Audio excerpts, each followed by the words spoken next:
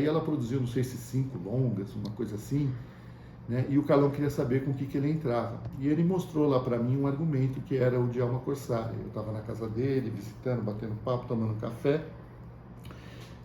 O Calão tinha essa mania de ficar mostrando os projetos. Só que muitas vezes ele fazia isso na madrugada. E eu nunca fui um cara boêmio. Então, ele estava, às vezes, ele gostava de ler ainda por cima. Então, ele não deixava você ler e falava, não, eu preciso dar o tom aqui e tal. E aí ele ficava lendo um longa-metragem de 120 páginas à 1 da manhã, eu ficava pescando, então não conseguia, né, acompanhar, dar a devida atenção. Mas esse eu li de uma enfiada, né, ele deixou eu ler enquanto ele ficou lá fazendo alguma coisa. E quando eu terminei aquilo, eu falei, cara, por que você não filma isso, né? Pô, isso aqui é genial, né? Vai dar um filmaço. Na hora me veio muito a pegada do Sam Peckinpah, que é um diretor que eu gosto muito, na verdade, meu diretor preferido do cinema. E, para mim, o Peckinpah sempre falou de amizade, né? E aí eu falei, esse é um dos melhores textos sobre amizade, igual uma Corsari. Acho que aquele outro americano antigo que ele e o Inácio gostam muito, Levada da Breca, qual é o nome daquele diretor? Howard Hawks. O Howard Hawks tem muita coisa, o Hatari, né? Tem muita coisa também de amizade. Aquela coisa né, brodagem masculina. Né? E eu falei disso, vi também um pouquinho de Conta Comigo, na parte da infância, né? Na parte que mostra eles ainda adolescentes e tal. Essa coisa de transformação, crescimento e tudo mais. Falei, isso aí precisa ser contado. Mas ele tinha preocupação em apresentar aquele projeto, porque o prêmio não era muito grande, porque a prefeitura não era acostumada a fazer isso, etc. e tal. Então ele achava que, como o filme precisava retratar épocas distintas, antigas, ia ter que ter um trabalho custoso de direção de arte, figurino, etc. e tal. E ele falou, putz, não vai dar conta com o dinheiro que eles vão dar de prêmio, né? E aí conversamos um pouco sobre isso, pensando em soluções. Falei, não, tem que dar um jeito, sei lá, fecha o enquadramento, né? Por exemplo, uma suposição, não pode mostrar uma caracterização no centro da cidade porque está muito moderno. Então, você vai mostrar as grandes galerias, mostra só a parte que não modernizou, enquadra mais fechado, e por aí vai. Pensando coisas desse tipo, né? Porque não tinha como fazer reconstituição de época. Não tinha, cenografar, sabe? Enfim, era complicado. Figurino já foi difícil. Aí, no fim das contas, ele botou esse projeto, ganhou, foi agraciado, e na hora de executar, ele falou, não, que ia me acreditar como diretor assistente, porque considerava que eu impulsionei o projeto, eu fui uma pessoa responsável por ele resolver buscar viabilizar aquele projeto. E ele disse isso em algumas situações públicas, né? Então, assim, não é uma coisa que... Sim, no livro dele fica um pouco... Né? Tá dito isso, né? Então, assim, tem essa relação e isso me deixou muito orgulhoso, né? De ter essa posição do Calão em relação à minha participação nesse filme. E quando fui viabilizar o filme, planejar a realização, ele me deu algum espaço que até então eu nunca tinha tido, que era participar um pouquinho mais no processo criativo, não apenas logístico, que cabe ao assistente de direção, planejamento, organização, essa coisa toda, mas também no processo criativo. Então, a gente construiu algumas piadas juntos, né? Por exemplo, aqui um personagem que casa com uma garota que os dois personagens centrais, os poetas, gostavam quando eram adolescentes, e esse cara que casa com elas, ela apresenta a eles, esse rapaz, esse senhor, na verdade, né, Libório Carneiro, ela apresenta ele para os dois, que eles estão lançando o livro. E o cara está de costas, ele se vira, ele fala, prazer, Libório Carneiro, eu trabalho em imobiliários, negócio, empreendimentos. Ele fala, o que você já fez? Eu fechei o cinema tal e montei um estacionamento. Sim. Eu fechei o cinema... Porque a moça era filha do dono do cinema lá do bairro deles, né? Quer dizer, é feito assim. E o Libório Carneiro foi fechando 500 cinemas, que obviamente, tanto para mim como o Calão e os personagens do filme, era, vamos dizer, o que é de mais importante nessa vida. Fechar um cinema é um sacrilégio, né? E para nós aquilo foi construído como uma piada, né? Tipo, o cara fechou, justo a garota que eles gostavam, filha do cara que tinha o cinema, foi fechador de cinema, era um fechador. E coisas assim, eu lembro que tem uma também que é um travesti dançando com o personagem do Jorge Fernando, e que aí o travesti começa a encostar muito no Jorge Fernando, o Jorge Fernando se afasta, né, como incomodado com a ereção do travesti, Só que ele estava achando que estava dançando com uma mulher, né? Ele falou, o que é isso? O que é isso? E aí o cara fala modestamente, que é uma frase icônica do Vittorio Gassman, em Aquele que Sabe Viver, quando a mulher está dançando com ele, ele fala, nossa, e ele fala modestamente, né? Então remetia ao Gassman, do que Sabe Viver, e ao mesmo tempo fazia piada do homem encostando no... O Sabe Viver é um que o cara morre, né? O cara dá carona pro Gassman, o Gassman é cheio das 9 horas, não é esse filme? E o outro é o Jean Luc Tretier, que faz história tá. aí. Você falou um baita filme também, aquele que Sabe Viver. Eu amo esse filme. E a gente foi construindo essas piadas juntos, então eu me senti muito... E teve inclusive uma coisa pessoal, que numa cena lá que tá rolando os dois rapazes já homens, né, a ponto de se tornarem homens, tendo um caso com duas garotas no armazém, e aí precisava resolver um desenlace lá de um momento, e o Calão lembrou de uma coisa que eu tinha contado para ele a respeito de um lance meu com uma garota, e me puxou de canto e falou, o que você falou que disse mesmo para a garota? Aí eu contei para ele, mas nem sabia o jeito que ele pensava em usar. Uhum. Falei, eu disse assim, você está querendo, eu contando a minha história, né? Falei, você está querendo romance, né? Falei para a garota, porque a garota estava um pouco... enfim, o personagem do Jandir que fala isso. Isso. Né? E aí ele foi lá, voltou pra cena e falou, diz isso. Aí quando eu vi, ele tinha posto na boca do cara o que eu tinha falado. É uma contribuição indireta, vamos dizer. E fala um pouco, como que foi levar a Carolina Ferraz para filmar em Iguape, velho? Trabalhar com a Carolina Ferraz, né? Ela faz A Morte, né? Isso, ela faz A Morte. Olha, da Carolina... que eu lembro é da gente visitar ela no AP, porque ela morava naquela época, lá em Higienópolis, antes do filme, né, para conversar sobre o personagem, etc. Ela foi muito simpática, muito acessível. E eu lembro muito da cena que ela dança no alto de um prédio. Sim. Que eu confesso, eu fiquei preocupado, porque eu vi que a sapatilha estava toda destruída. Eu falei, Carolina, você não quer botar um outro negócio? Ela, não importa, eu vou fazer quantos o diretor pedir. E eu estava vendo a hora que ia ralar o pé, porque era tipo chão áspero, né? Eu falei, ela dançando aí para lá e para cá, e a sapatilha indo pro brejo, e aquela coisa dela mesmo. Então, assim, da minha parte, o que eu enxerguei foi uma pessoa que estava dedicada ao filme. Né, que tava... Mesmo sendo um filme, vamos dizer, com pouco orçamento, ela já tinha um nome um pouquinho naquela época. Exatamente, ela já estava apresentando Fantástico e acho que ia virar atriz, uma coisa assim. Olha só. Ela era uma das apresentadoras do Fantástico. E achei ela muito acessível. A atuação dela é uma atuação onde basta a figura dela, a beleza dela. Não tem voz, não tem... O essencial tá lá, né? Ela aparece no trem também, né? Quando vai para Dois Córregos, né? Ela tá sempre perseguindo o cara, né? Ele tá sempre... Porque ele morre novo, sei lá, alguma coisa assim, sim, né? É como se fosse... Porque o que ela não queria fazer era uma fictícia amizade do... Cesário Verde com Augusto dos Anjos, era isso? Isso. E um deles era fudido, o Augusto, né? O Augusto era um fudido. O Cesário era o bom burguês, bem nascido, né? Que seria o equivalente personagem do Jandir Ferrari. Né? Que é mais bonitão, até por isso acho que houve essa preocupação, né? Por um ator mais galã nesse papel e um ator mais assim, mais brasileiro, mais, não sei, mais operário talvez, que o pai abandonou, né? O do Bertrand Duarte não tem uma família muito estruturada, né? Tem um pouco isso, eu acho, não sei. Sim. Tem tudo isso. O Calão misturou tudo, né? Então aquela história lá, volto a dizer, do crítico que aponta que o imaginário do artista é elemento essencial na construção. Então o Calão colocou muito da vida pessoal. Eu volta e meia perguntava disso e ele escorregava um pouco e dizia que não era tanto assim, que ele misturava, por exemplo, no personagem do burguês podia ter um tanto dele, mas também podia ter de algum amigo. No personagem o Ferrado, né, o que tinha pouca grana e tudo mais, tinha do Jário Ferreira, mas também podia ter, ele citava lá mais uns 2, 3 amigos que ele comentava muito comigo, e tanto que numa cena da redação que o personagem do Torres vai trabalhar, ele fez questão de colocar vários desses amigos, né? Eu confesso que a memória vai me trair, eu não vou lembrar todos, mas por exemplo, o negro que está logo, o personagem, né, que é feito por esse amigo negro do Calão, foi de fato um grande amigo do Calão na infância, no Jabaquara e tal, e depois se tornou um publicitário bem sucedido.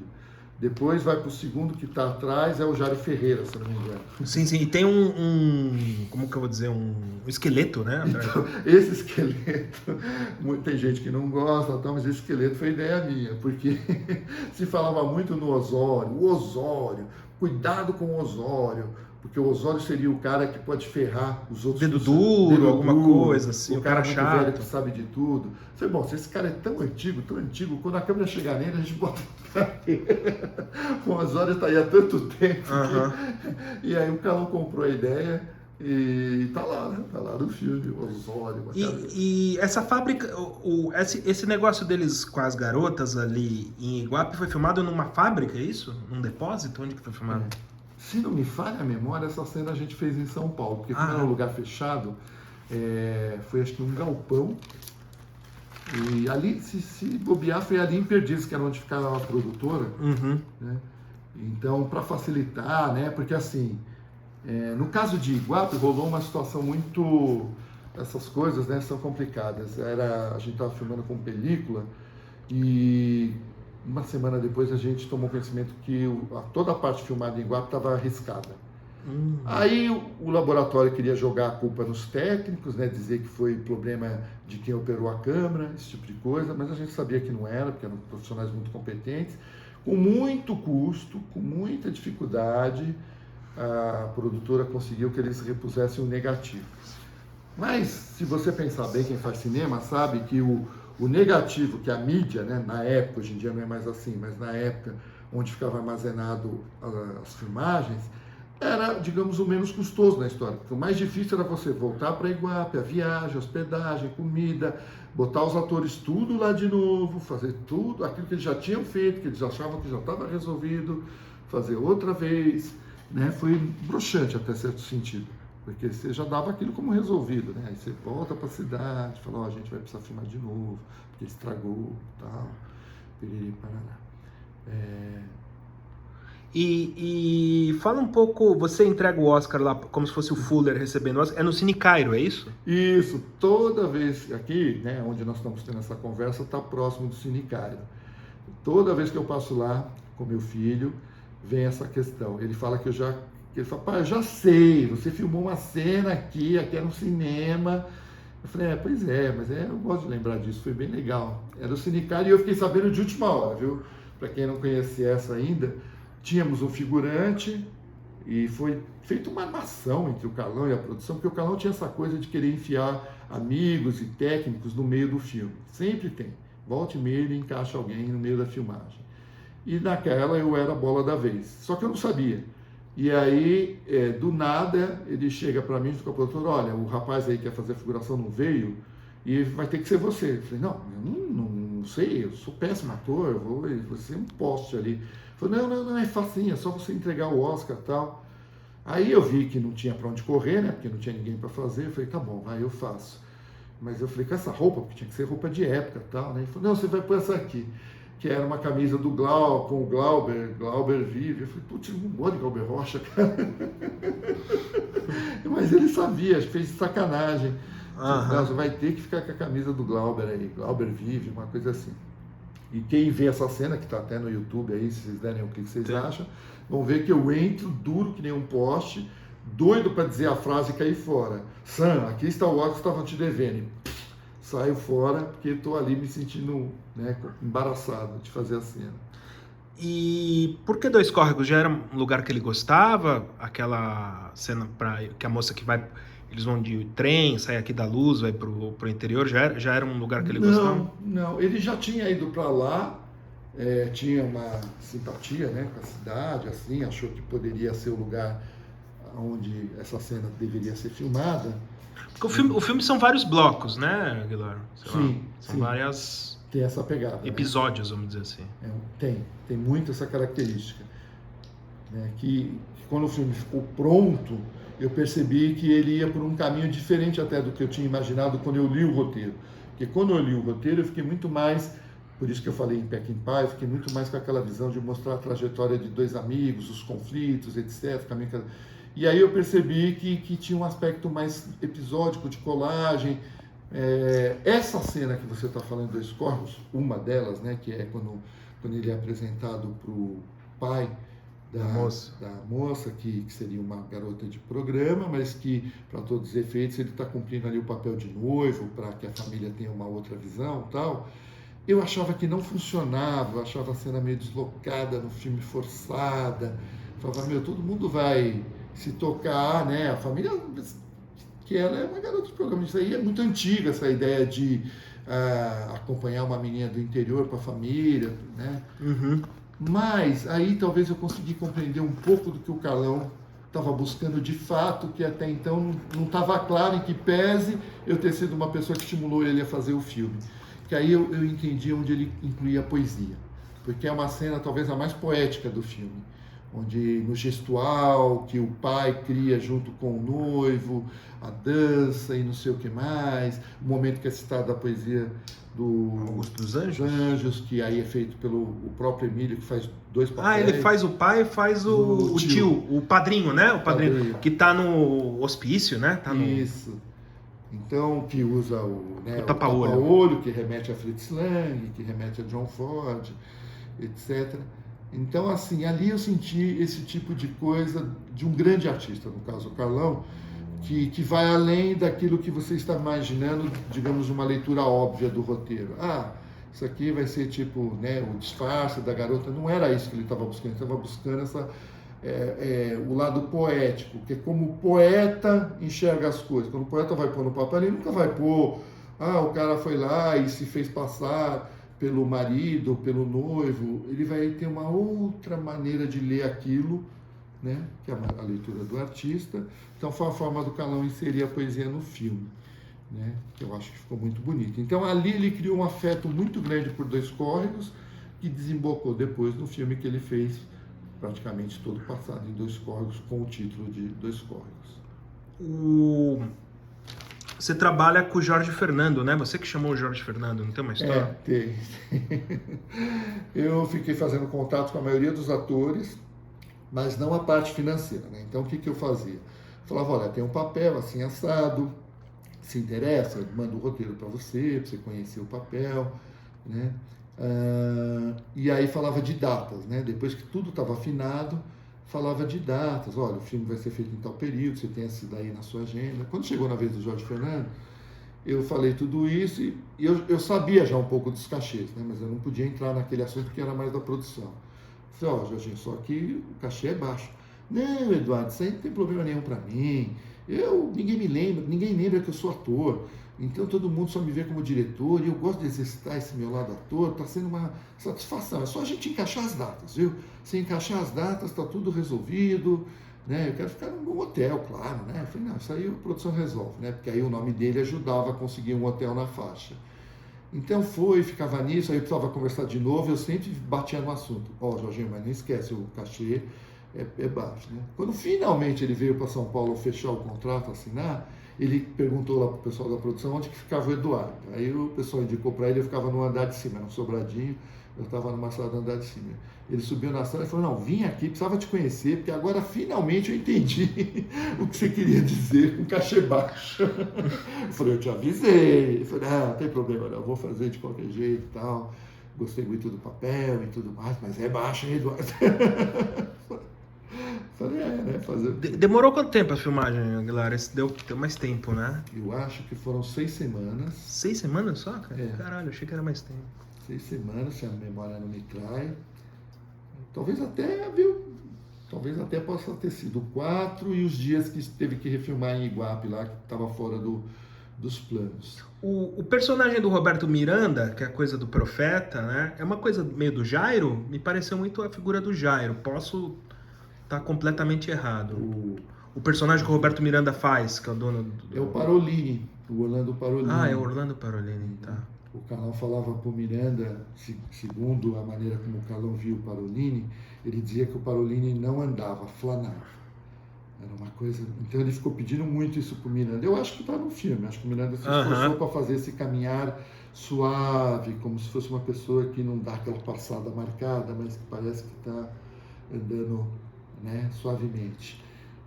E o Miranda conhecia muito o Parolini, então foi relativamente tranquilo para ele entender o que o Carlão estava buscando, nessa homenagem ao amigo comum dos dois. É que também acho que é um dos últimos papéis do Miranda, né, cara? Com o Carlão, sim. Seguida, acho que ele falece. É. E como que vocês arrumaram aquele pianista? Era um amigo do Carlão, cara? Aquele cara? Que é um gênio, cara. É incrível, né? Essa cena é maravilhosa. Essa também é mais uma, né, das cenas que mostra a genialidade do Carlão. O halterofilista, na frente da pastelaria, e o pianista maestro Joaquim de Espírito Santo. O Carlão tinha visto uma apresentação dele, agora confesso para você, já não lembro mais o contexto, não sei se alguém convidou ele ou se ele descobriu, mas ele viu e ficou muito impressionado pela apresentação do cara. E aí veio, a partir da apresentação que ele assistiu, veio a ideia de incorporar uma cena no filme com a figura dele. A gente teve lá só um contratempo, porque ele usava um óculos que era daqueles de fundo de garrafa. Então, o maestro, ele precisava de fato do óculos, não era uma vaidade, uma frescura, fundo de garrafa, para ler partitura e tudo mais. Mas o Carlão não queria com o óculos, porque o Carlão achava que o óculos trazia um ar mais intelectual. Elitista. E aí ele queria passar a ideia de como se fosse uma pessoa humilde, simples e que de repente tem uma enorme sensibilidade. Sim. Né? E aí, não vamos usar o óculos. Mas aí, claro, toda vez que parava, que era um ensaio, o cara punha o óculos porque ele precisava, né? E aí, quando a gente rodou o primeiro plano, acabou rodando com o óculos. E eu não percebi, mas a continuista viu no final, né? O plano durava mais ou menos uns 10 minutos. Não, 10 acho que eu estou exagerando. Agora acho que eu forcei a mão. Mas era um chassi inteiro de negativo, uns 4 minutos de tralalá. Né? O que para nós, um filme de orçamento baixo, apertado, era complicado você gastar um chassi inteiro e de repente joga fora porque usou o óculos. Então a continuista me chamou no canto e falou: Edu, vai ter que fazer de novo. Eu falei: por quê? Ficou maravilhoso, tá ótimo, o cara não adorou. Não, mas o cara estava com o óculos. Eu falei: não, é porque ele precisa. Terminou a cena e ele já pôs o óculos. Ela falou: não, ele filmou a cena de óculos. Eu falei: você tem certeza? Ela falou: tenho. Eu falei: por que se eu falar isso para ele? Era o primeiro filme dela como continuista. E se eu contar isso pro Carlão, a produção, vai ficar todo mundo puto, vai sobrar para ela que está começando, né? Vão achar que não tem capacidade. Mas isso é comum, isso pode acontecer em qualquer filme, não tem nada de absurdo. Né? É dentro dos erros aceitáveis que pode acontecer continuista. Lógico. O importante é que observou o erro e vai fazer outro. Mas como era um plano que demorou muito caro, aí a minha estratégia foi chegar para o Carlão e pedir para ele fazer mais uma. Quando ele quis saber o motivo, eu falei: não, é só para ter. Ele: como assim só para ter? Você está pensando o quê? Que nós estamos em Hollywood aqui? Eu falei: não, um plano complicado, né, Carlão? Difícil, vai que dá um problema no laboratório, você vai fazer em outro... Outro lugar, outra vez vai gastar. Não é no mesmo negativo, então vai separado para o laboratório, porque terminou aquele, então não tem risco de estragar os dois juntos, ou estragar um ou outro. É melhor, você fica mais seguro. O Carlão ficou meio encanado, mas aí teve outras pessoas que me ajudaram e acharam que era bom ter mais um. Já está aí, tudo montado, faz mais. Mas vai gastar. Bom, fez. Quando passou um dia, a gente foi assistir isso em cinema, que era, naquela época, funcionava assim, né? Você filmava com negativo, no dia seguinte revelava, e você, à noite, depois da filmagem, você assistia o copião em alguma sala de cinema próxima. Aí nós fomos ver. Né? Na verdade, nós fomos na sala de projeção do próprio laboratório, que ficava ali na Bela Vista, no Bexiga. Chegamos lá, chegou nesse momento da tal cena, e o Carlão se deu conta que o cara estava com óculos, né? Aí ele virou para trás: seu filho da puta, mas ele já estava rindo, né? Então, quando ele riu, eu já percebi que tinha desarmado, a continuista também já ficou feliz, já viu que não era mais um problema, porque sabia que tinha uma outra boa, né? Então, passou a ser: não quiseram contar, né? Não quiseram não sei o quê, virou brincadeira e não pressão. E deu certo. A Mariana de Moraes também veio do Rio? Para fazer a Eliana? Sim. Também é um personagem importante. Importantíssima. Foi escolha do Carlão. Eu acho que praticamente esse elenco principal, onde eu contribuí um pouquinho, foi com o Bertrand, que eu tinha visto ele naquele... Super Outro, exatamente. Que ele tá maravilhoso, o Carlão também conhecia, eu só reforcei, falei: esse cara do Super Outro, não, mas como é que nós vamos fazer para trazer da Bahia? Sempre tinha essa questão do orçamento assustando um pouco a gente. Né? Mas vai ter que hospedar o cara não é de São Paulo, mas tem que arrumar um hotel. Mas o hotel para o Jorge Fernando é uma coisa, porque você fala Jorge Fernando, diretor da Globo, o hotel, né, facilita tudo para você. Agora, um hotel para o Bertrand Duarte da Bahia, eu estava quem? Vocês vão ter que pagar, né? Bertrand Duarte, para nós, não quer dizer nada, né? Não dá para fazer publicidade com esse nome aí. Então, a gente conseguiu trazer ele, foi uma negociação complicada, porque ele tinha um programa que dava uma boa grana para ele lá na Bahia, alguma coisa em algum canal. Ah, é? Não sabia disso. Ele fazia um programa tipo, sabe, cômico? Uma coisa meio de apresentador, tipo, não Silvio Santos, mas vamos dizer naquela linha, sabe, de condição de auditório. Mas não era assim vamos dizer, a repetidora da Globo ou do SBT. Era sei lá, Bandeirantes, alguma coisa assim menos. Sei, uma TV menor. Mas garantia a vida dele, entendeu? Era o que pagava as contas dele, dava que loucura, nunca pensei nisso pro Bertrand Duarte. Então aquilo dificultou um pouco, cara, porque ele punha na mesa, ele ia ficar 1 mês e meio, 2 meses no filme e falava, eu vou ter que, tipo, me desligar lá, os caras vão me mandar embora, né? Mas deu certo, ele fez. Faz uma participação especial a Cris Couto, né? Isso. E também o Bruno de André, que a gente já falou lá, o crítico, né? Isso. Tem bastante gente. O Walter Foster acho que é um dos últimos papéis do Walter, faz o pai, né? Faz o pai. Tem um elenco até que bom, né? Mas a Flor que chamou muita atenção na época, né? Diz que quando ia filmar, o pessoal ia atrás para ver ela, não tinha uma história assim? Sim. Ela está nas sequências da pastelaria, né, do lançamento do livro. E, bom, o Carlão tinha muito disso, era uma característica de quase todos os filmes dele, chamar alguém que não tinha uma correlação com o cinema. Então, vou botar, sei lá, deixa eu pensar um que ele fez desse tipo de coisa assim. A própria atriz de Garotas do ABC era modelo, não era atriz de fato, né? E tem outros aí que não está me vindo à cabeça, mas o caso da Flor é um dos mais emblemáticos, né? Ele botou a tiazinha, né, no Garotas, acho, não? No Falsa Loira. Falsa Loira, tá. Falsa Loira. Ele botou aquele moço que era trans, né? Isso, no Falsa Loira. Falsa Loira também. Exatamente. Faz o irmão da principal, eu não me lembro. Ele foi candidato, eu não me lembro o nome dele. Eu também não estou lembrando. Ele tinha muito isso, não sei se era uma maneira de quebrar, né, aquela coisa rígida de naturalismo, de ajudar a dar uma quebrada nisso. Ele escolheu a Flor, ele achou que tinha a ver com o papel, que ia dar um humor para as cenas que ele estava buscando. Sim, que na época ela fazia no SBT, né? Porque para quem é mais novo... A Virgem, a Eterna Virgem, então isso ficava meio de fundo também, porque o público daquela época tinha essa coisa da conexão com a Flor, sabia que ela fazia esse papel da Eterna Virgem, né?